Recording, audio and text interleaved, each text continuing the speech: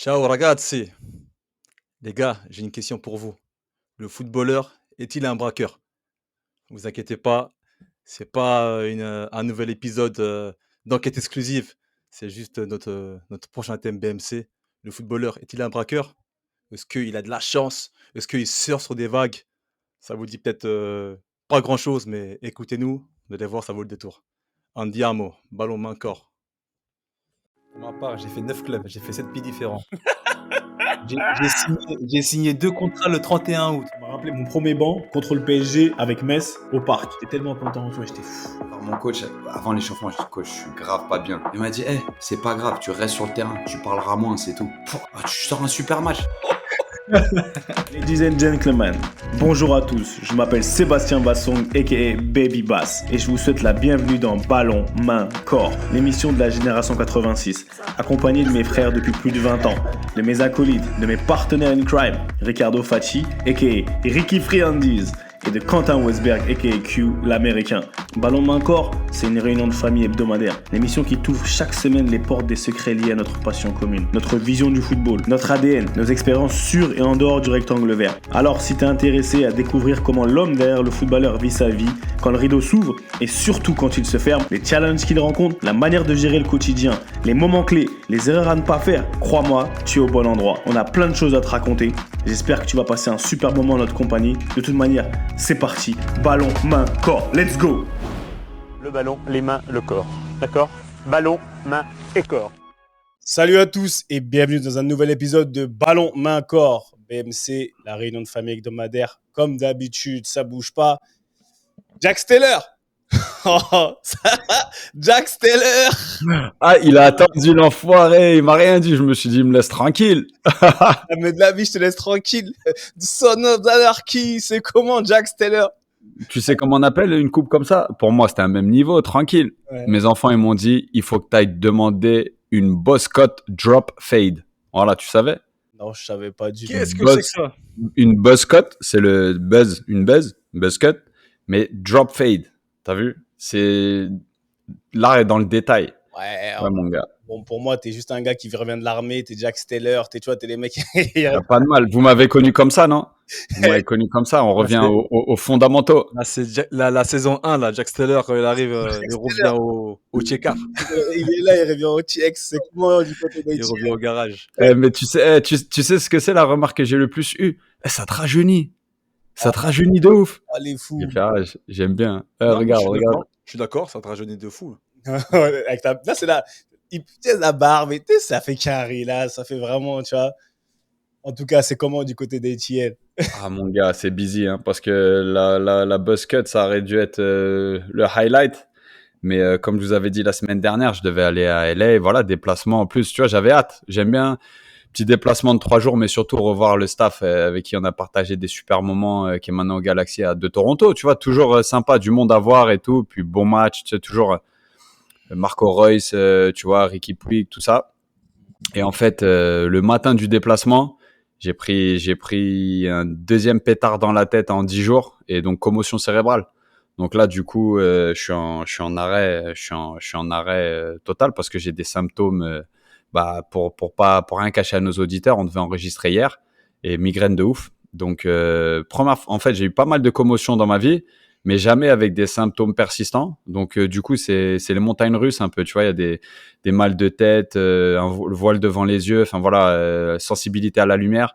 Et c'est un truc, c'est maintenant constant depuis 4-5 jours. Donc hier, j'étais dans un pic de migraine qui m'arrive un petit peu. Donc ouais, un petit peu flippant. En plus, aujourd'hui, mon manager général, il me demande comment ça va et tout. Je dis écoute, moyen, tu vois, vraiment surpris par la durée des symptômes. Il me dit moi j'ai arrêté ma carrière sur une commotion. Oh ouais, super. Quel salaud. Je dis bien. Mais ouais, non, mais bon. Ça va mieux là.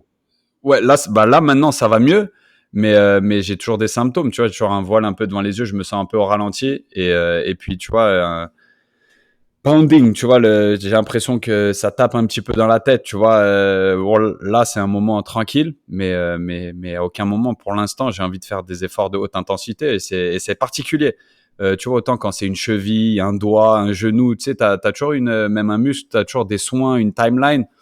Là, c'est assez particulier. Mais quand même, malgré ça, dans le week-end et même hier, il y a Ricky il m'a FaceTime avec un ex-coéquipier ça m'a fait plaisir de voir. J'étais en plein dans mon noir et tout, mais il m'a appelé avec Eloge et John Bru. Donc famille de trois familles de Clerf. Et j'ai eu un message sympa de Rachid, notre Rachid Cliffy, notre invité, notre ex-invité BMC, qui m'a envoyé un message de la Beaujoire, où il m'envoie hashtag BMC, hashtag Floaillé. Donc, tu sais, j'ai rigolé, Ah tu vois. ouais, on a un Et- sur là. Hein. j'ai rigolé. Et après, du coup, j'ai dit, ah, ça fait plaisir et tout, mais du coup, t'es en hashtag Nathan Zézé ou quoi? Et il me renvoie hashtag Guillaume Ripper. Parce que c'est le joueur de Guillaume Ripper, notre aussi ancien invité. Moi, je me suis dit, j'allais en parler à mes gars, c'était marrant, un bon gros clin d'œil BMC. Et puis, tu vois, même nos invités, ils suivent parce que l'épisode de Flo venait de sortir. Donc voilà, malgré la commotion, grand plaisir de faire partie de cette famille qui fait que de s'agrandir, cette famille BMC. Et voilà. Et en tout cas, je vois que Ricky va nous parler de son week-end, mais ça sent le respect, tout ça. Oui, c'est Ouais, friandise. il fallait que je sorte. Il fallait que je sorte ce maillot. Attends. Pourquoi, Il est dis-nous? magnifique. Il est magnifique. Non, ben, ça va, moi, de mon côté, week-end sympa sur Rome, comme vous le voyez. Bon, malheureusement pour eux, pour l'équipe en tout cas, ça s'est soldé par une défaite assez surprenante, assez même décevante, même je dirais même plus. Mais sinon, non, week-end sympa sur Rome, histoire de retrouver quelques anciennes connaissances, vieilles connaissances. Et puis non, bah, c'est bien, tranquille. C'était seulement un petit clin d'œil, hein, le maillot. Vous savez, vous connaissez mon amour pour les maillots.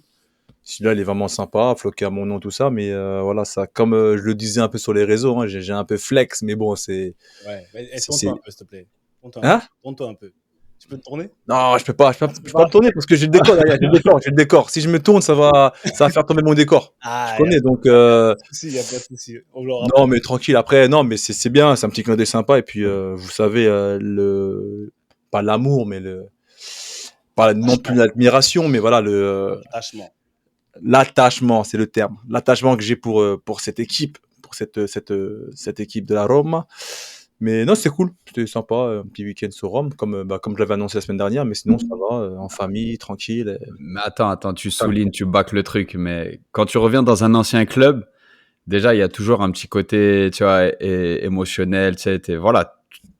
Mais quand tu es bien reçu dans un club aussi connu soit-il que l'AS Roma, franchement, le balaye pas d'un revers de main, frérot. Dis-nous comme t'as kiffé, s'il te plaît, tu vois. Oh, j'ai kiffé. Déjà, Après, ouais, après, vas-y, on m'a accueilli, maillot à mon nom, tac, tac, les En invitations. Non, plus, quand même. t'as pas payé. c'est clair, c'est clair. Non, mais après Q, non, mais sincèrement, Q, après, c'est. Après, de toute façon, on va pas se refaire. Tu connais l'animal, tu me connais. J'ai pas non plus monté sur mes grands chevaux de ça. Moi, je suis quelqu'un de très, très humble, ou même de trop humble. Mais non, non, pour moi, c'était un plaisir. L'émotion, je l'avais au début, tu sais, les années précédentes, quand il m'a invité, tout ça, pour les matchs, notamment contre les Leverkusen. Bah, les deux fois contre les Leverkusen, hein, les 2 années consécutivement. Et là, non, c'est un petit souvenir. C'est un plaisir, c'est vraiment un plaisir d'y retourner, Les clubs qui font mais le maillot, c'est bien, c'est pas dans c'est tous bien. les clubs, je te dis la vérité, c'est pas dans C'est la classe. c'est pas dans tous les clubs qui font le maillot, tu vois, en fait, c'est la classe à l'italienne parce il y a des clubs où tu repars, où tu as joué plus longtemps, etc. Mais ils t'accueillent pas.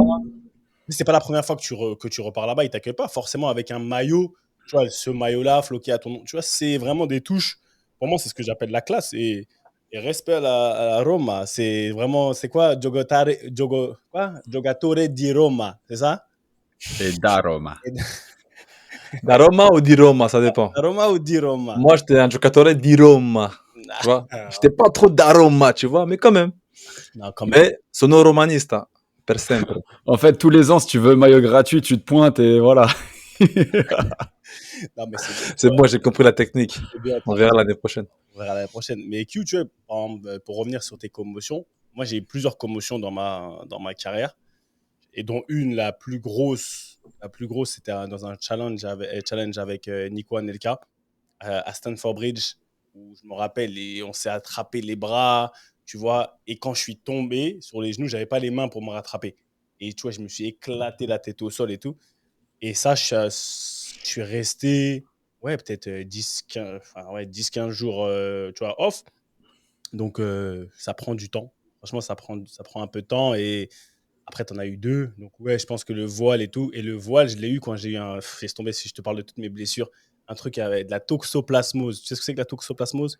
Ouais, c'est le truc des maladies des femmes enceintes, ça, normalement, non? C'est le germe quand les femmes elles sont enceintes, De- elles doivent aller faire leur prise de sang, enlever. Et C'est ça. pour une raison ou pour une autre, ma mère, elle l'a pas enlevé. Donc, moi, un jour, après, j'arrête. J'étais à Metz. Je jouais à Metz contre je sais plus trop qui. Et c'est quand je commence à avoir un voile sur l'œil. Je demande au doc, donne-moi un collier, s'il te plaît, parce que je pensais que j'avais une poussière. Et tu vois, et plus le temps est passé, plus mon voile, il s'épaississait. Il s'épaississait, jusqu'au moment, à la fin du match, je commence à avoir la migraine, la lumière, ça me fait mal et tout. Et vas-y, long story short, je suis parti voir l'opticien, l'ophtalmo, tout. Ils m'ont dit, ouais, en gros, tu as une crise de toxoplasmose. En fait, je voyais plus rien. D'un coup, le voile, il s'épaississait, la migraine, tous les mêmes symptômes que toi. Et après, c'était soit je faisais une cure de cortisone et tout, et laisse tomber la cure que j'ai dû prendre. Je prenais des gouttes qui me rendaient aveugle pendant plus de 24 heures d'un œil. Mais non. Je te jure. Aveugle d'un œil. C'était soit ça, soit une cure de cortisone, mais la cortisone, ça Oui, interdit. interdit, ça m'empêchait de jouer pendant 3 à 6 semaines. Donc, je prenais un collier qui me rendait voilà, non-voyant pendant plus de 24 heures. Et après, et ça, j'ai pris ça quelques jours. Voilà, tu vois, c'était donc ces symptômes-là, c'est affreux. Et j'ai joué un Non, match comme ça. Un match, frère. Puis sa crise, elle est revenue quand j'étais à Norwich. Un match contre Aston Villa, je me rappelle. Je l'ai joué avec le voile et tout, la crise, c'est tombé.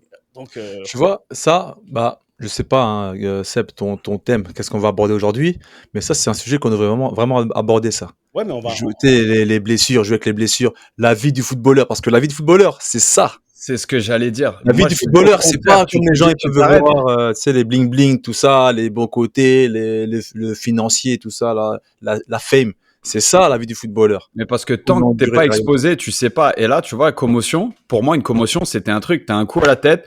Allez, peut-être que tu sais, t'as un blanc Ouais, pendant 5 secondes, 10 secondes. ouais. Mais moi, de mon expérience, et j'en ai eu pas mal, tu reviens vite et t'as plus de symptômes. Moi, c'est la première fois. Là, je rigole, mais j'ai mon espèce de monologue de 3 minutes, 2 secondes après, là, tu vois, j'ai la tête qui tourne un petit peu et j'ai toute ma tête. Mais tu sens que t'es affaibli. Et il y a un côté, qu'est-ce que tu développes? Tu développes un petit peu d'anxiété à savoir, mais en fait, quand est-ce que ça va s'arrêter tout ça? Tu vois? Parce C'est qu'il y a vrai. un truc, tu vois, là, je demande, bah, on était hier, je vous ai demandé, ça vous est arrivé? Et tout de suite, c'est, bah, tu me l'as raconté, tu vois? Et c'est un truc, tant que ça t'arrive pas, tu réalises pas trop. Et en plus, nous, on est d'une génération où, tu tiens sur tes deux jambes, t'as combien de doigts? Tu Ouais. t'appelles comment? Vas-y, c'est bon. Bah, ça, Alors que c'est maintenant, tout moi. ils ont Ouais. réalisé que vraiment les commotions, c'était un truc à prendre hyper au sérieux. Et en football américain, c'est allé à un point où il y a des mecs qui se sont suicidés parce qu'ils perdaient complètement la tête. Tu vois, c'est un truc où ça va dans un excès. Et Dieu merci, on n'en est pas là. Et notre sport, on est exposé à des commotions. Et c'est ça le truc de fou. Et la commotion, comme les autres blessures, J'en ai des je commotions pense aussi, que hein. c'est important d'en parler parce que, en fait, tu l'ajoutes à ton espèce de déficit. Tu vois ce que je veux dire? Ton déficit physique. Toi, Seb, tu nous parles souvent de tes hanches, mais c'est un truc que tu as construit avec le temps. C'est pas arrivé du jour au lendemain, une blessure, boum. C'est, vas-y, je joue au-delà de la douleur. J'ai envie parce que j'ai mon esprit compétitif et tout. Là, les gens, ils viennent me voir. Mon entraîneur des gardiens, il est venu me voir me connaissant. Il m'a dit, j'ai un peu mal pour toi parce que je sais que on n'est pas capable de définir une timeline. Et je dis, bah, tu m'as compris. C'est un truc, en fait, de la frustration, ça devient un peu de l'anxiété. Et tu es à un point où tu te dis, vas-y, quand est-ce que ça s'arrête? Tu vois, là, je suis à 4-5 jours. Il n'y a rien d'anormal. Non, Mais le doc m'a dit, toi, là, dans le cas où tu nous as déclaré des symptômes d'une commotion il y a 10 jours. Et là, en fait, tu en as eu une à nouveau. Là, il faut faire la précaution, elle doit être maximale, pas pour ta carrière, pour la suite Ah, pour ta life. exactement, pour que tu aies toute ta tête, pour que tu puisses continuer à déblatérer comme tu fais avec tes gars sur ton podcast, que tu puisses continuer à. Là, j'ai reçu un message. Mon pote, il m'a dit, ah ouais, là, t'es plus le professeur. Là, tu vas commencer à être challengé. Là. L'enfoiré, je lui dis, j'ai une commotion. Il m'a dit, ah ouais, on t'appelle encore le professeur, du coup, ou c'est comment? Ah, Ah, je j'ai te jure. rigolé. Non, mais J'ai dit, sérieusement, enfoiré. c'est chaud, hein. Après, je vais passer sur le thème, mais on en reparlera, Ricky, vraiment en profondeur, parce que c'est Ah, il vraiment. faut. Non, non, non, t'inquiète pas, on va en Pour le reparler coup, il faut. vraiment en profondeur, mais c'était pas le thème du jour. Mais juste pour ça, tu vois, Q, et pour tous ceux qui nous écoutent, moi, je sais, pour avoir eu énormément de commotions cérébrales, des chocs à la tête, j'en ai eu vraiment énormément. Moi, j'en ai eu mon premier, j'étais à Metz, frère, on en parlera, mais bref, je me rappelle juste pour la petite histoire, le jour où je fais la commotion avec Nico Anelka à Stamford Bridge, tu vois, mon père, tu vois, Rems, il était là au stade. Et en fait, je sors sur masque à oxygène, tout, tu vois, précaution maximale. Je sors et je sais pas comment il a fait. Il a réussi à descendre dans les vestiaires. Il descend dans les vestiaires. Tu sais comment il a fait? Il a menacé tout le monde. Attends, il menace Ah tout le oui. monde, il descend dans les vestiaires. Wow, wow, wow, wow. C'était un dimanche. On était à Londres et lui, il est à Paris. Il descend et tu vois, on m'amène dans les vestiaires et on m'assied comme ça et on me dit, le docteur, il me dit, Seb, essaye de te lever, tu vois. Essaye de te lever. Et au moment où je me lève, je retombe direct. Rah, tu vois. Et là, on me dit, ouais, direction hôpital et tout. Et mon père, il est là, il me dit, bon, il dit, c'est moi, j'ai un Eurostar à prendre. Donc vraiment, tu es fort, que Dieu te bénisse, ça va aller. On y va. Il est parti. Mais tu vois, ça, c'est symptomatique de la génération dans laquelle on a grandi. Il a, Tu comprends? C'est-à-dire que pas averti, à partir du moment où c'est bon, tu connais ton nom et tout, ah, c'est bon, tu vas te remettre tranquille. il m'a dit Tu vois? que Dieu te bénisse, tu es fort, mon fils. Allez, moi, j'ai un Eurostar à prendre, je dois rentrer demain, je travaille. C'est un Mais tu sais que ma première commotion, peut-être que vous en rappelez, mais c'était à Clerf. Et je sais pas si vous vous rappelez, c'était vers la fin de deuxième année. Je montais au troisième étage, j'allais voir si les troisième années étaient encore là. Et moi, je m'en rappellerai toujours. Vous vous moquez grave de moi parce que j'étais tombé sur la tête dans un choc avec Habib et tu sais, j'ai eu un blanc. Je me suis réveillé dans la douche et j'allais voir au troisième étage voir si les troisième années étaient partis. On avait fait leur adieu genre la veille ou l'avant-veille. Et vous, je me rappelle, vous rigoliez trop. C'était un truc de ouf. Bon, après, c'est un truc qui était plus propre pour moi, mais c'était. Et t'avais un état où tu te sentais assez bien, tu sais, parce que tu te sentais marrant, tu sais, tu planais, tu vois. Mais Ah, ma mais c'est première commotion, elle remonte à le Clerf. gars, moi, faut que je vous raconte la mienne aussi, parce que la mienne, elle est aussi marrante, mais elle est aussi un peu aussi effrayante hein, après coup. Moi, c'était contre Leverkusen aussi, pareil. Je suis en Grèce, Aris Leverkusen. Bon, des chocs de la tête, des commotions, j'en ai eu par dizaines, plus ou moins graves, mais celle-là, elle était atroce. En plus, vous connaissez l'adage, ouais, tu fais 1m92, personne ne doit te prendre la balle de la tête, et tu sens que les mecs derrière toi, ils sautent, ils donnent toute leur life, toi, c'est normal, mais comme le mec, ils savent que t'es plus grand, ils veulent prendre la balle absolument. Et je suis en duel avec Bender. Alors, je sais plus si c'est Lars ou Sven, un des frères jumeaux, là, qui joue à Leverkusen. Je vais à la tête. Mais lui, en fait, il arrive, tu vois, comme tu disais à Floyer la semaine dernière avec Drogba. Ouais. Il arrive sur le côté, donc je vois pas. Donc moi, Ouais, je saute. Pour moi, je suis seul, donc je vais mettre une tête normale, je saute normal. Et lui, il arrive à fond à côté de moi. Boum! Mais il me smash la tête. Donc tous les deux, on tombe. Je te promets, hein, on tombe. Ma prochaine image, enfin, et mon souvenir d'après, c'est quand je suis, à mon avis, c'est 30 ou 2 minutes après, quand je suis sur la touche. Ça veut dire, je me cogne avec sa tête, je tombe, je me relève, le jeu est en train de jouer, et moi je suis sur la touche. Affreux. Mais c'est quoi la réaction? Moi je me dis quoi? Attends, moi je suis à Laris, Salonique, Europa League, mon ancien club, Leverkusen. Il n'y a pas moyen, je vais jouer. Le gars me dit, you okay, you okay? Je lui dis, of course I'm okay. Je suis dizzy, hein, je suis sonné de fou. Je me lève. Il me dit, ok? Ouais, I'm okay. Il me dit, 2 plus 2. Ouais, 4. Ok, go. Mon gars, je suis rentré sur le terrain. C'est les limites, je sais même pas si je titubais en rentrant sur le terrain. J'étais en zigzag. J'ai dû au moins avoir 5-10 minutes pour bien encaisser ce choc. Tu vois, mais c'est pour te dire qu'il y a aussi le côté, comme tu disais, un compétiteur, tout ça, et une part aussi d'inconscience. C'est très dangereux. Et Dieu merci, je n'ai pas eu après Un gros, ouais. des graves ou des gros, mais celui-là, il était assez sévère. Et j'imagine ceux qui en prennent, comme toi, Q, ou les footballeurs américains qui en prennent régulièrement, ça doit être Non, infernal. c'est infernal, franchement, c'est infernal. Mais on va, comme tu as dit, Ricky, on va s'étendre un peu plus sur le sujet. Ouais. Mais est-ce que, tu vois, aujourd'hui, je voulais juste, en fait, je voulais vous poser même, je sais même pas si c'est une question, on est dans la dernière semaine du mercato, d'accord? Dernière semaine du mercato, tu connais, là, ça bouge de partout. On en a parlé un peu la semaine dernière avec Flo, de la manière dont les gens ils nous voient, je parle de nous, des joueurs, de la manière dont on se voit, la manière dont les gens ils nous voient pour avoir un transfert ou un prêt, peu importe, un départ. Et en fait, vu la dernière semaine du mercato, je me dis, il y a eu l'Euro qui est passé, il y a eu la Copa América et il y a eu les JO, les compétitions internationales. Ma question, en fait, c'était, qu'est-ce que vous avez, comment vous avez vécu? Est-ce que vous avez déjà vécu et comment vous vivez, pour Q joue encore, ce que j'appelle allez, je vais être gentil, les arnaques ou les voleurs. Je m'explique. D'accord? C'est-à-dire, parce que, est-ce que selon vous, une compétition, comment un joueur, en fait, est-ce qu'il peut profiter de sa bonne étoile d'une compétition pour avoir un transfert et après être une douille? Parce qu'on en a vu des joueurs qui, au final, sur une compète ou sur, je sais pas, on va dire une compète, 5-6 matchs ou une demi-saison, tu vois, ils ont surperformé.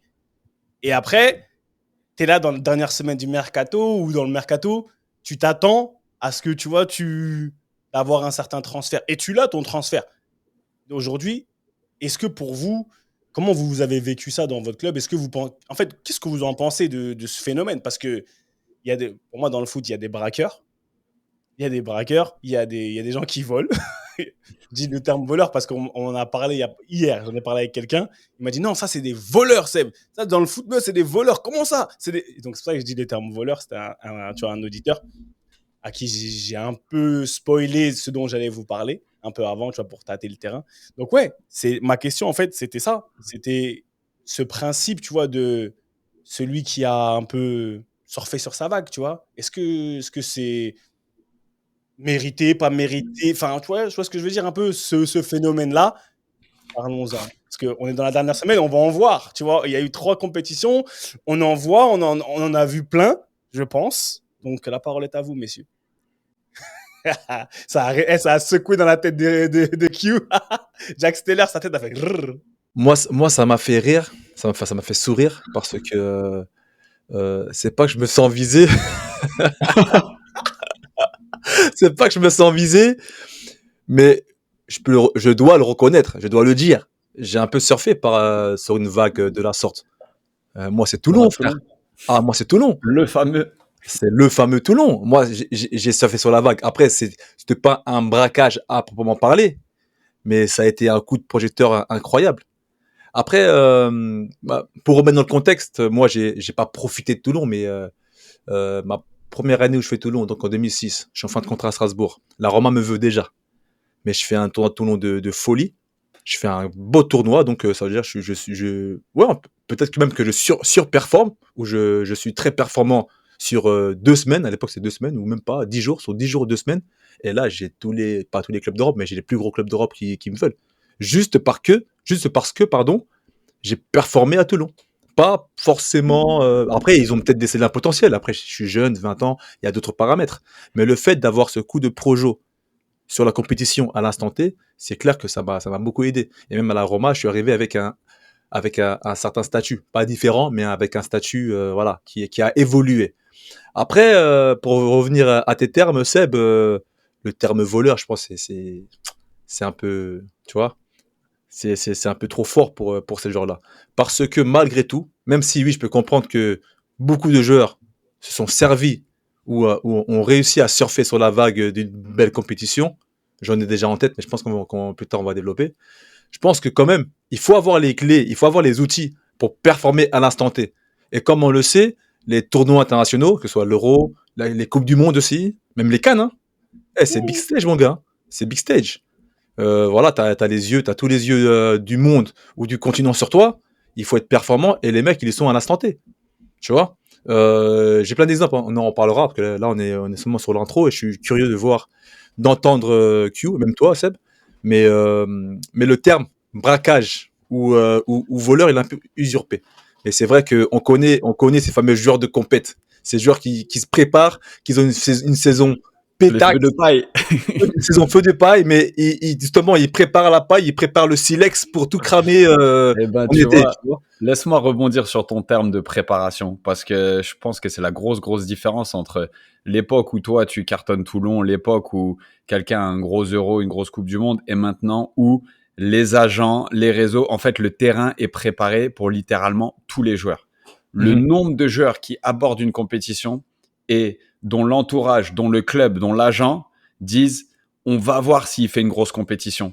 Comme ça, après, l'effet de mode, l'effet, tu vois, l'effet coup de projecteur, comme tu dis, et ben il est amplifié et tout d'un coup, et ben bim, nous on a eu l'exemple. Le club, après je connais pas les tenants et les aboutissants, mais je sais qu'il y avait une narrative autour de Thiago Almada qui était est-ce qu'on le vend avant ou après les JO? Parce qu'imagine, il fait des super JO. Imagine, il fait des JO encore plus importants et il attire. La stratégie a été de le vendre avant, c'est-à-dire qu'il est parti en nous saluant, en sachant où il allait se retrouver avant les JO. Mais ça a été un parti pris pour beaucoup de joueurs. Et en fait, la narrative, que ce soit les journalistes, et c'est celle qu'on voit le plus, c'est-à-dire que tu ouvres n'importe quel article, Twitter, tout ça, t'entends déjà auteur d'un excellent Euro, auteur de JO remarqué, auteur d'une Coupe du Monde, moins de 20 ans, de très très haut niveau. En fait, ça vient justifier la hype autour de la signature d'un joueur. Et c'est quelque chose, nous, du point de vue de joueur, on en rigole parce qu'on accueille des gens dans le vestiaire et des fois, c'est pas des bonnes surprises, mais des fois, c'est des confirmations. Et des fois, comme tu dis, Seb, c'est wesh. Attends. Et maintenant, ça, c'est du point de vue du joueur. Mais maintenant, vous êtes à la retraite. Maintenant, on a conscience de l'écosystème du foot. Et moi-même, je prends beaucoup de plaisir à être dans le foot, mais aussi à être vachement intéressé par son écosystème. Tu réalises que cette hype, c'est le cauchemar des directeurs. Que les directeurs sportifs, les managers généraux, qu'est-ce qu'ils font?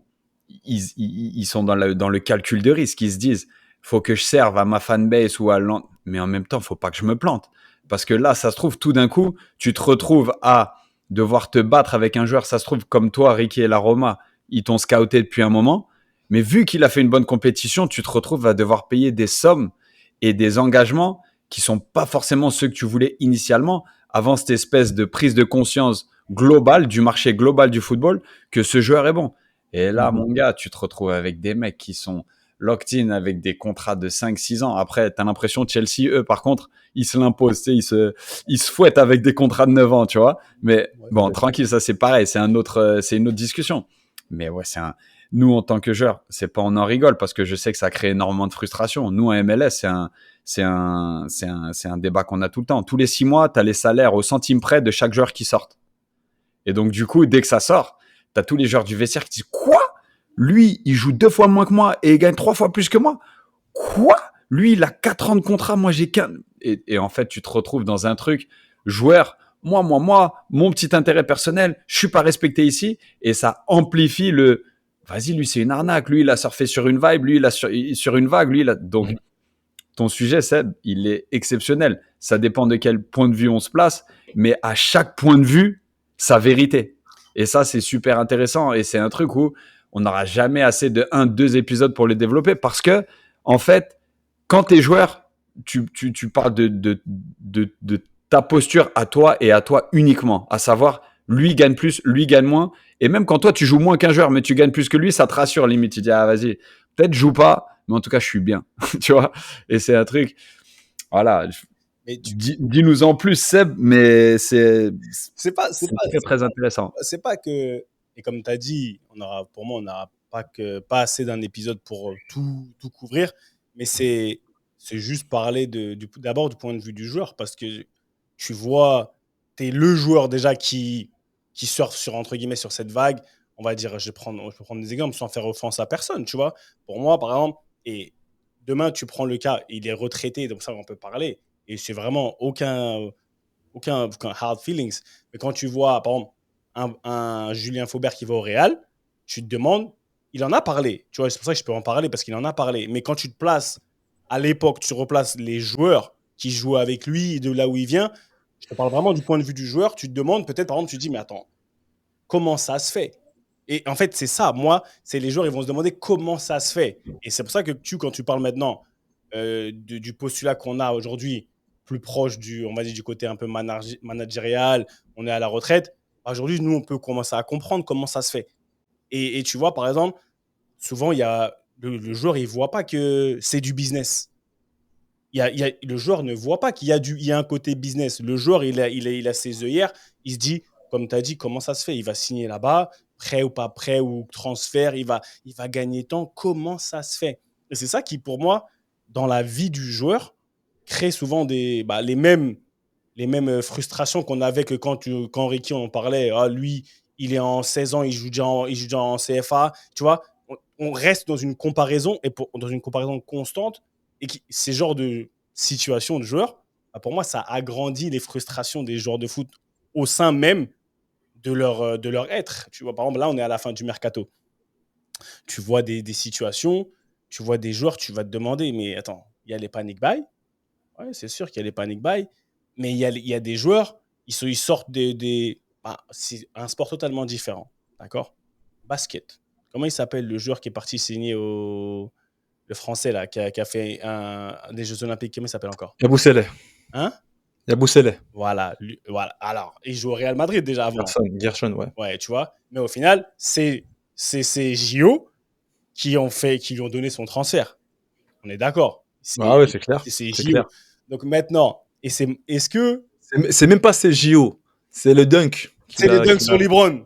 C'est le dunk qu'il a amené en NBA. C'est le dunk sur LeBron. Ah, je te jure. Tu vois ce que Ah, je le veux dunk, il est historique, frère. Ah, le dunk, il est historique. Mais quand tu te replaces, tu te dis, mais quand même, c'est une dinguerie quand même. Avant ça, là, c'est une dinguerie. Ça veut dire, et si on replace ça dans le foot, Parce que le mec, il était en place au Real. Hein. Il était en place au Real. C'est un cadre du Madrid, un des plus grands clubs au monde. tu vois, On a attendu qu'il fasse ses JO et ce dunk pour qu'il puisse décrocher son contrat aux Sixers. et quand sans donner vraiment, enfin, moi, on peut donner des noms même dans le foot, c'est pas un problème. Ah, moi, des noms, je vais en lâcher là. Hein. Ah, Non, mais là, je vais name job de ouf là. T'inquiète regarde. pas, ça va venir. bon, tu parles, un mec comme, et on est tous, ici, on est supporters du PSG. Sergueï Semak à l'époque. Excuse-moi, Seb. Moi, Balance, on est là. je t'interromps. Non, je t'interromps. Toi, quand tu parles, on va dire, du statut du joueur ou, on va dire, du braquage, entre guillemets, Ouais. tu parles à travers d'une compétition majeure ou vraiment en cas général? Bah, pour moi, il y a la compétition majeure et il y a le mec qui a fait une saison dans sa vie et qui a braqué. Et après, Ok, d'accord. et après Ok. qui a braqué et qui n'arrive pas à assumer derrière. Tu vois, vraiment du tout. Tu sens que derrière, c'est même plus de la surperformance. Ouais. Et en fait, pour moi, ça va au-delà de la surperformance. Tu te dis, mais attends, quand même, les clubs, après, tu poses la question, tu te dis, mais vous êtes tous cons ou comment, en fait, mais comment tu fais? Mais comme tu l'as dit, après, il y a plein d'éléments. Oui, je sais Parce qu'il y a que plein toi, d'éléments. Si on sort beaucoup d'exemples, il y a beaucoup de cas différents, particuliers. Là, tu parles de Semak, le cas de Semak. Semak, ça a été un bon joueur avant le PSG. Ouais. Il est arrivé au PSG, il a été bidon, il a floppé. Mais après, Non, il a mais été bon fait derrière. un bête de match contre le Paris. Voilà, contre lui, en fait, il a PSG, été pris et PSG par l'a rapport à la recruté, prestation. Ouais. CSKA, PSG, il a tout pété. Ils ont dit, ah, mais lui, là, on va le récupérer. Ils l'ont récupéré, il a floppé. Mais derrière, il est reparti. Mais il a été bon après. Il a refait sa carrière derrière. Ok. Tu vois, en fait, il y a plusieurs situations, il y a plusieurs contextes. Bien sûr. Moi, je vois plus dans le prisme à travers une compétition majeure, tu vois. Un joueur qui est pas forcément bon, ou qui est pas forcément performant en club, mais qui fait une bête de compétition, après qui se retrouve à Barcelone, et qui fait des grandes conférences de presse, mais après sa Coupe du Monde 2014, le défenseur, il met 4-5 buts de la tête, il fait le contrat de sa vie, mais après, derrière, il flop, et là, Rimina, c'est Ouais, ça par exemple, voilà, tu vois, c'est toi qui drop les names, hein, c'est pas moi, moi, j'ai rien dit, hein. Ricky, moi, tu commençais à me plaire parce que pour nos auditeurs, s'il y a bien un mec qui sort de son registre à name dropper, c'est Ricky. Non, donc. mais après, Après, on n'est pas dans un truc. comme il a dit, Seb, c'est pas des hard illustrer. feelings. C'est pas des hard feelings, parce que j'ai même des amis on le dira plus tard, mais c'est l'exemple cheap, justement, de ce Seb disait, c'est vraiment la saison de la grâce, tu vois. J'allais dire One Season Wonder, c'est même pas ça, c'est One Summer Wonder. Le mec, il sort de sa boîte, il a fait une Coupe du Monde au Brésil de folie avec Rames, il s'est retrouvé au Barça, mais là, on le voit que finalement, ça n'a pas été ça, quoi. Donc, le mec, il a réussi à bien prendre la bague. Là, 10 ans plus tard, ouais, c'est vrai qu'il est parti à Everton, après il est parti où? Everton, après, c'est resté un décent défenseur, hein. C'est resté un bon défenseur, tout ça, mais voilà, comment on l'a vendu à l'époque.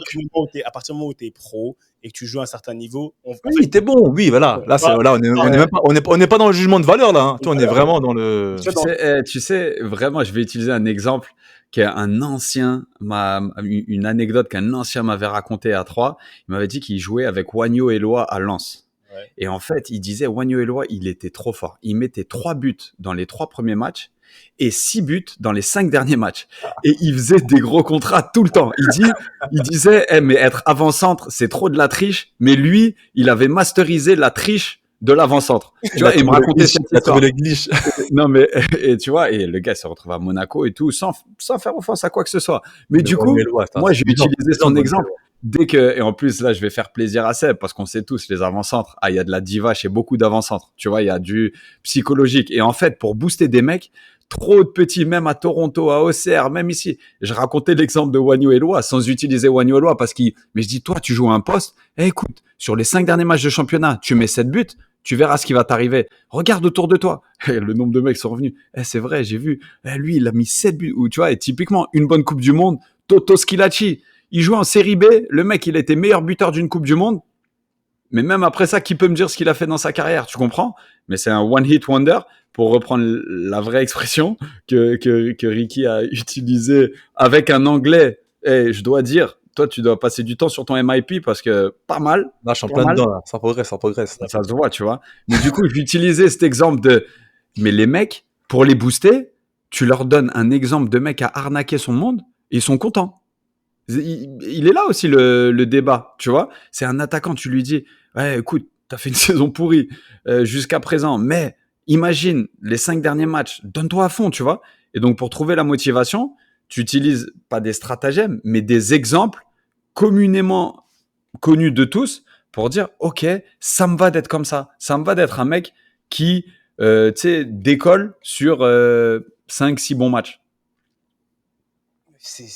Mais après, comme on dit souvent, je pense qu'il y a de la place pour tout le monde. Il faut de tout. Mais maintenant, soyons un peu, je dirais même pas chauvin, parce que on est quand même dans une dynamique de QI football, d'excellence, quand même, voilà, d'un certain niveau. On a quand même, faut pas se négliger. Et des fois, franchement, je trouve que du point de vue des clubs maintenant, je me pose la question. Moi, le joueur, quand il arrive dans mon vestiaire, et qu'il y a une hype, et que j'ai vu qu'il a fait, par exemple, un tournoi extraordinaire, comme tu dis, ou il reste sur une saison extraordinaire. Allez, on va même parler de la saison, ou une fin de saison, 6 mois. Moi, qui suis dans l'équipe qui le reçoit, je vais pas te mentir, dans le vestiaire, on va l'attendre un peu plus au tournant. Tu vas l'attendre, tu vas lui dire, attends. Surtout ceux qui jouent à son poste. Tu vois, il y a toujours des rageux. Il y a toujours avant qu'il soit accepté comme un nouveau coéquipier, je pense que le joueur qui finit une saison de ouf et qui n'a pas un track record extraordinaire, je pense qu'il, tu vois, il vient un peu en difficulté dans le vestiaire parce que on dit, attends, on va voir si c'est pas un feu de paille, etc.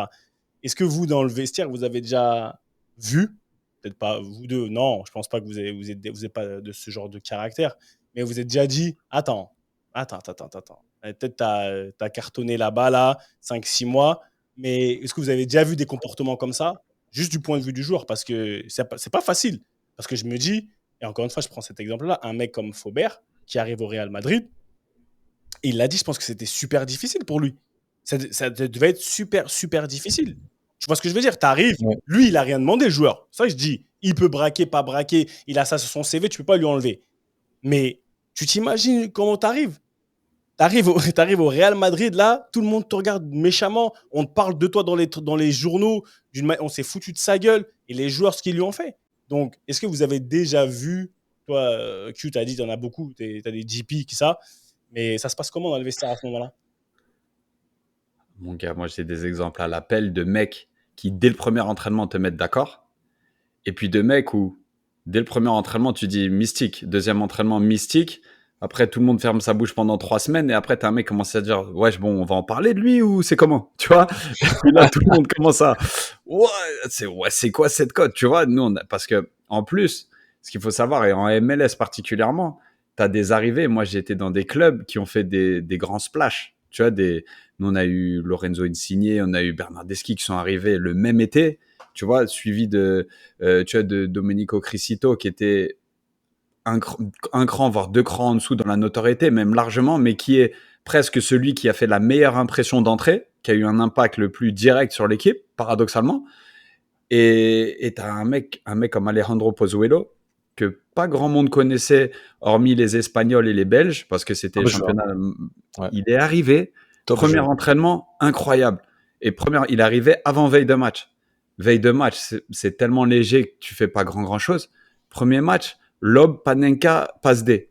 Et le gars, on a dit, et de ce jour-là jusqu'à quasiment son départ, c'était un mec dont le football a mis tout le monde d'accord. Il avait zéro envie d'être particulièrement en lumière ou quoi que ce soit, mais son football, il a été, tu sais, genre adoubé de tous et de la première quasiment à la dernière minute, tu vois. Il y a eu bien d'autres exemples où c'est, ouf, attends, qu'est-ce qui arrive? Tu vois, là, c'est, ouais, ah ouais, la hype, elle est valable, là, tu vois, et s'ensuit. Moi, ce que j'aime bien dans ce genre de choses, c'est que à la fin, la vérité, c'est toujours le terrain. Quel que soit ton statut, quel que soit voilà ton blaze ou d'où tu viens, ton pédigré, à la fin, ça se règle sur le terrain. Et j'ai toujours aimé ça. Et moi, en fait, ce que j'ai surtout bien aimé moi dans mes transferts, parce que moi voilà, j'ai beaucoup bougé. Et justement, j'ai souvent été personnellement confronté à ce genre de choses. Genre ah c'est lui Fati, c'est lui Fati, la Roma, tout ça, c'est lui. Quand je suis arrivé à Liège, quand je suis arrivé en Grèce, même quand je suis arrivé en Turquie, parce qu'en plus, comme vous le savez, hein, j'ai signé beaucoup de contrats en fin de mercato. 31 Donc, août. tu arrives, 31 donc août. force, 31 août, mon gars, 31 août. J'ai signé 2 contrats un 31 août. J'ai Ah fait ouais. 9 clubs dans 5 pays différents. Après, je précise hein, par rapport au générique, quand je finis les 31 août officiellement, mais en général, j'arrivais toujours un peu avant. T'es arrivé le 30 août au soir. Ouais, j'arrivais 27, 28, tu vois. Donc les mecs ils me connaissaient déjà, tu vois. Non, mais après, en fait, c'est quand tu arrives sur le terrain, bah, c'est marrant parce que moi c'est pareil. Quand j'arrive à Liège, j'arrive avant veille de match, avant un match de barrage de Champions League.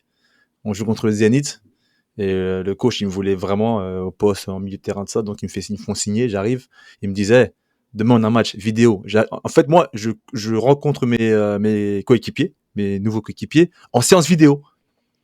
Donc les mecs ils font ah ouais donc c'est lui il arrive, nous on s'est cassé le derrière pour arriver jusqu'à ce niveau-là de la compétition en barrage. Donc lui il va venir, je vais prendre notre place. En théorie, c'est ça, tu vois, en substance. Et tu le sens dans les regards. Premier entraînement, on fait un peu plus la passe, tu vois, on te fait la passe pour voir comment, ou alors on te sort un petit pressing un peu plus appuyé que l'autre à côté pour voir comment tu vas réagir. Tu vois, on parlait de reniflement, on dit quoi, reniflement, On se renifle, ouais. Ouais, on parlait de reniflage, je sais pas comment on dit. Ouais. Ça renifle à mort, tu vois. Et pour le coup, c'est bien parce que c'est le terrain qui donne le ton, en fait. C'est vraiment ce que tu dégages, et aussi tes bases techniques. Et moi, c'est ce que j'ai fait. D'entrée, j'ai montré un peu, entre guillemets, mes qualités, ce que je pouvais apporter.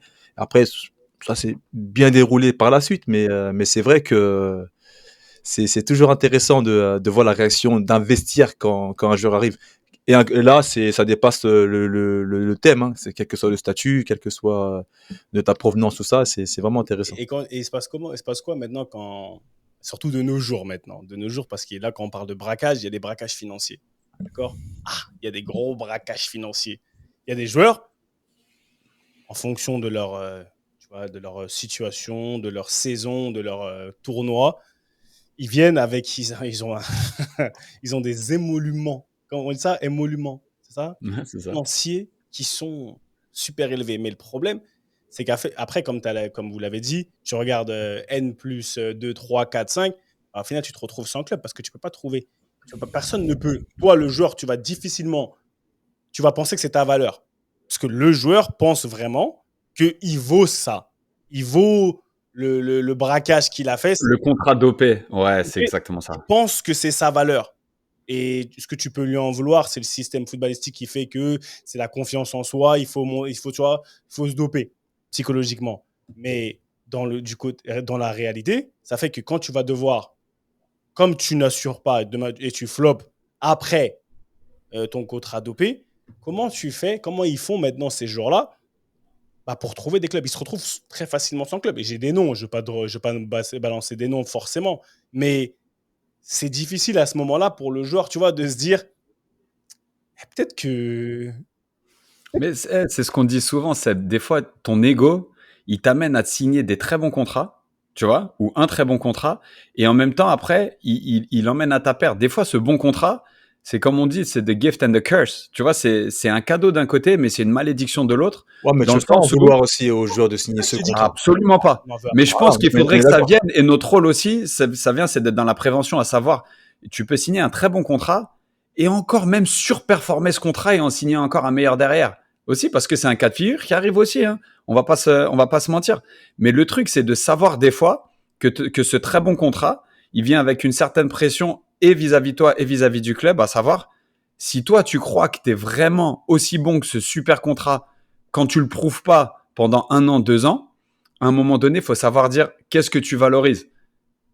L'argent que tu gagnes ou bien le plaisir que tu prends tous les jours sur le terrain, à savoir est-ce que tu as envie que ça dure. Parce que maintenant, et ça on le voit énormément avec les jeunes, avec les très jeunes qui signent des très bons contrats dans les clubs comme Paris particulièrement, un peu moins, mais Monaco, Nantes ou des grands clubs étrangers, c'est que des petits de 17 ans, ils vont gagner 40-50 000 euros. Super. Franchement, si demain ça arrive à nos enfants, tu vas pas dire non. Mais à un moment donné, ces petits-là, quand ils jouent pas à Paris et qu'il faut qu'ils soient prêtés en Ligue 2 ou en bas de Ligue 1 et qu'au final, dans ces clubs-là, tu es le top salaire du club. Bah, quand le club te dit, je suis désolé, je peux pas faire cette concession parce qu'en fait, je sais même pas si tu as le niveau pour jouer en pro. Que tu sois un crack de 17 ans super, en Youth League ou un truc comme ça. Mais si tu n'as jamais joué en pro encore et que tu gagnes ces émoluments, comme tu dis, Seb, on fait comment? Parce que tu vois, le nombre de cas où c'est arrivé, à l'époque, t'arrives, t'as un super contrat à Paris, et ensuite, il faut que tu ailles en Ligue 2 et tu joues même, quand bien même dans les très bons clubs à fort moyen financier de Ligue 2, mais que 40-50 000 euros par mois, ça représente le top salaire que tu peux donner à un joueur, eh ben, n'en veux pas au club de pas prendre le pari du jeune qui n'a jamais joué en pro, sous prétexte que ton club, qui a des capacités financières largement supérieures, peut te les donner et te faire asseoir et attendre 40e dans la ligne. Finalement, qu'un club ne mise pas sur toi parce que tu n'apportes pas les garanties, c'est un peu logique. Et c'est à ce moment-là qu'il faut quelqu'un qui te dise c'est peut-être le moment de couper en deux sur 1 an et va prouver. Tu vois, va démontrer que tu as la capacité. Il faut couper en 4. Franchement, Couper en 3, couper en 4. Hein. Mais Ricky, c'est trop tard. Reculer pour mieux sauter. Et c'est un truc où c'est vrai que tu n'as pas envie de l'entendre. Je suis d'accord avec toi. Mais ça, c'est quelque chose que nous, on est en capacité de dire et de faire parce qu'on l'a vu 1 milliard de fois. Un exemple, je ne connais pas le gamin, je ne connais pas le petit. Kaïs Ruiz-Atil, il vient de Paris, il arrive à Auxerre. Je ne sais pas ce qui s'est passé, mais il n'a jamais joué à Auxerre. Maintenant, il est en 3e division belge, je crois. 2 ou 3e division belge.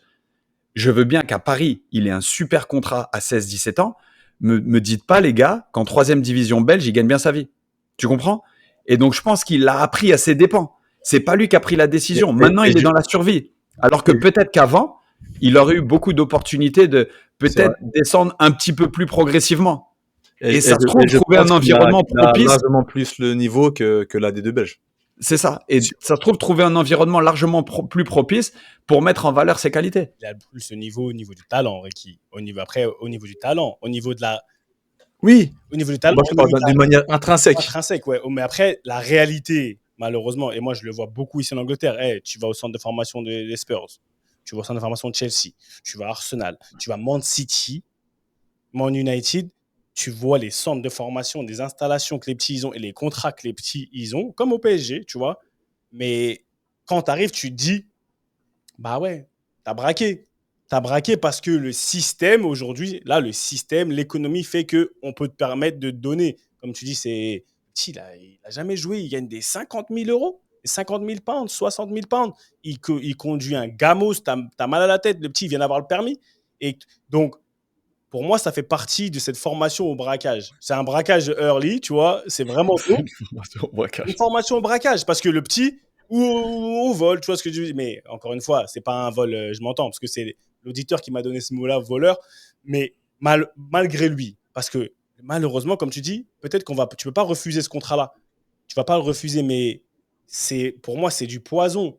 Parce que c'est un argent qui va aider, mais ça reste du poison parce que sur le demain, ça va pas te permettre de pouvoir jouer au ballon. Quand tu vas devoir arriver dans le monde des adultes, le deep end, tu vois, le grand bassin là, parce que là, tu es bien chez les petits. Dans le petit bassin, on t'a donné énormément d'argent, mais là, tu vas arriver dans le grand bassin avec tous les requins, tu fais comment? Et là, tu n'as pas été formé. Et je pense qu'on peut parler des gens qui surfent sur la vague sur une bonne année, un bon tournoi, et tu peux surfer sur la vague dans ta jeunesse, d'accord? Mais tu vois, c'est là où c'est super important, et on en a parlé dans un autre épisode, l'auto-évaluation. Ah oui. C'est t'entourer de gens qui sont capables de dire, parce que là, on part du postulat que ça se passe négativement. Mais il y a des exemples dans des carrières de petits qui ont signé pro très tôt. Mbappé, il a signé pro très tôt, mais quand l'équipe avait fait le reportage sur lui, ils avaient dit, attends, quand il a signé pro à 17 ans, il avait signé 2 ou 3 millions à la signature. Un truc comme ça, et je te dis les chiffres, mais c'était un truc de prime à la signature, en plus d'un très très bon salaire.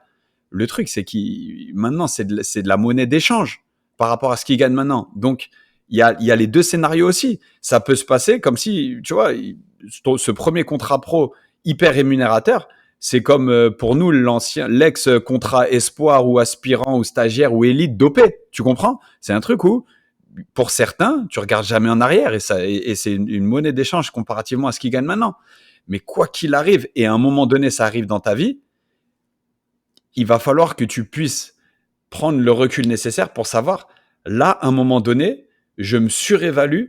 Ça se trouve en post-carrière, à savoir, peut-être que ce que j'ai gagné en joueur, ça ne veut pas dire que je dois le gagner en consultant, en entraîneur, en CEO, en chef d'entreprise, peu importe. À un moment donné, peut-être que ça peut te dérégler avec les réalités et avec la perception que tu as Dis pas peut-être. de la rémunération. Dis pas peut-être. Dis pas peut-être. Ok, ça va. Non, c'est pas On est- parce que quand tu as Je prends des pincettes, Seb, mais Non, et toi et moi, on sait. il n'y a pas de pincettes à prendre parce que quand tu. Surtout, on va parler un jour on va en parler aussi de la retraite dans notre épisode et tout. Malheureusement, quand tu as été. Malheureusement ou heureusement, ça dépend où on se place. Quand tu as été éduqué d'une certaine manière, tu as goûté un certain type de raisonnement. Tu parles de rémunération. Tu vois, ce qui.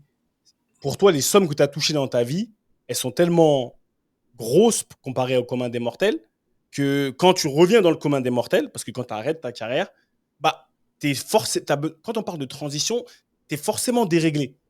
Tu vois, donc, tu as quand même braqué, faut pas croire. On a braqué parce qu'on a une carrière. On a braqué. On va plus, à moins qu'on ait un business super florissant, tu vois, et que c'est vraiment un business qui fonctionne de fou, mais les sommes que tu as gagnées en tant que joueur de foot, c'est pas demain qu'on va les regagner, hein, comme ça, tu vois. Donc pour moi, on a aussi surfé sur une vague. Maintenant, à nous aussi, tu vois, toute proportion gardée, de redescendre mais ça prend du temps. Comme le joueur du centre de formation qui, à un moment donné, bah, il ne peut pas dire non. Comme le joueur qui a profité d'une superbe année dans son club. Et tout est relatif, tu vois. Donc, je pense que le braquage, il est à tous les niveaux. Et c'est ça que je voulais dire au final, c'est qu'on a tous braqué. Même nous, aujourd'hui, moi, quand des fois, je me dis, sincèrement, ils sont sérieux. Mais ils sont sérieux, ils me donnent que ça. Je te dis la vérité, que ça. Après, je réfléchis, je me dis, mais t'es un fou, toi. Mais c'est pas parce qu'avant, tu gagnais des millions ou des... Merci. Et tout, que... Non, c'est réel. On a braqué, nous aussi. Il y a des braqueurs dans le football. Mais après, on remet les choses dans la vie. Bah, c'est pour ça que les gens, ils disent, ouais, comment ils se plaignent, ils gagnent tant d'argent. Ouais, profite du moment quand tu es sur la vague. Faut en profiter, tu peux pas dire non. Mais par contre, est-ce qu'on est bon? Est-ce qu'on va être bon après dans la transition pour réguler? Je pense que c'est difficile. Et c'est ça, c'est une réalité. Je dis ça, braqueur, voleur, il y a des braqueurs, il y a des voleurs. J'ai braqué.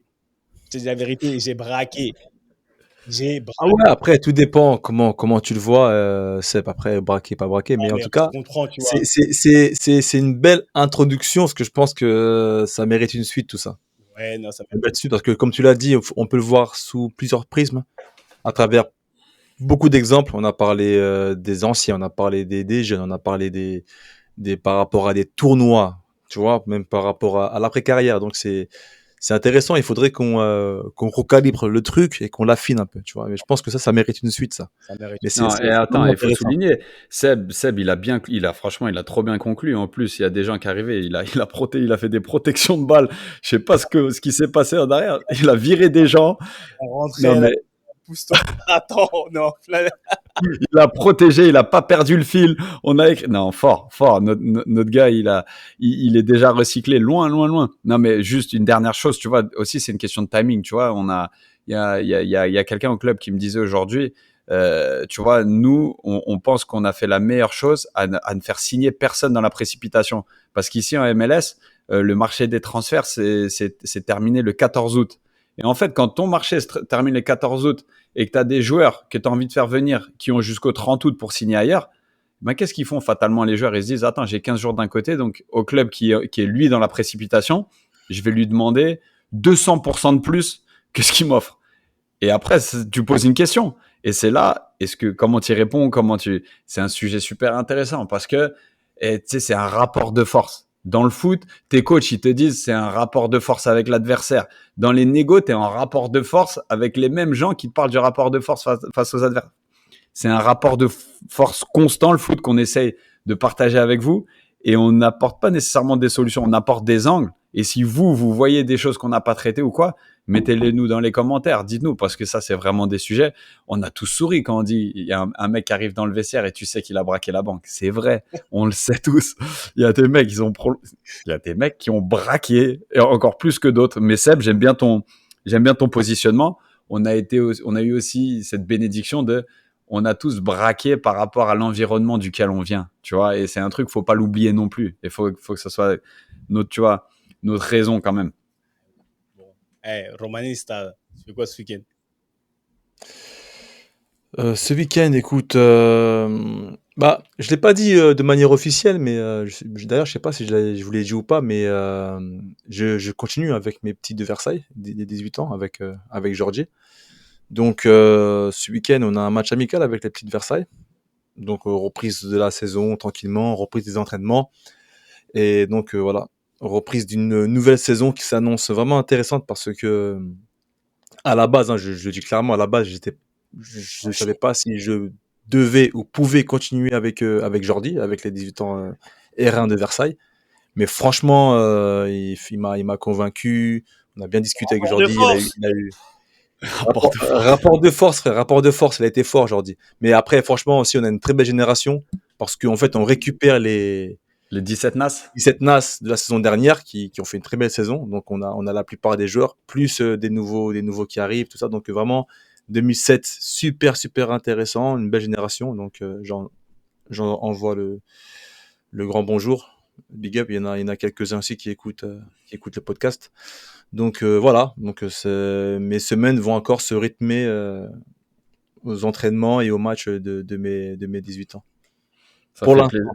Ça fait plaisir à entendre. Et pour nos auditeurs, en fait, là, c'est la première étape du calendrier de Ricky qui se charge.